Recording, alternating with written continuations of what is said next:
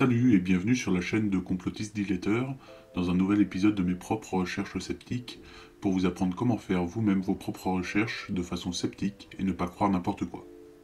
Nous allons analyser une courte publication parue cette semaine qui montre 3 captures de profil Facebook d'une personne qui montre faire sa première dose de vaccin, puis la deuxième dose et une dernière qui annonce son décès. Pour cette vidéo qui est assez courte, nous allons faire un petit jeu. Je vais vous montrer les 3 publications et vous aurez 10 secondes pour trouver l'élément qui met un gros doute sur le lien qu'ils font entre la vaccination et le décès.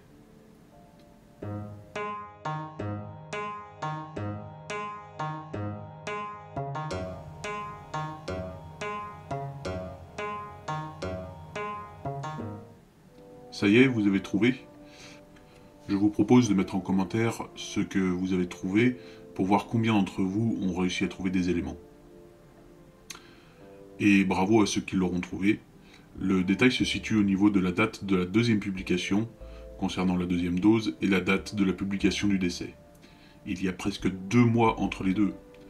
Il n'y a aucun lien à faire entre cet événement et le décès. Et bon, pour l'anecdote, j'ai poussé un peu la recherche et j'ai vérifié l'existence de ces 3 publications. Elles existent bien, mais sur le profil de la personne décédée, un message a été publié plus d'1 mois plus tard disant qu'une personne a pris son identité en faisant un faux profil identique pour essayer d'arnaquer ses proches en demandant de l'argent. Sur cette publication, il indique qu'il utilise un autre compte et sur cet autre compte, on voit des photos de son couple, tout semble aller bien. Il semble que la publication annonçant le décès soit en réalité le décès de son profil, ou plutôt son abandon, et qu'il utilise maintenant un autre profil, comme indiqué sur celui-ci, en indiquant « mon nouveau et seul profil ».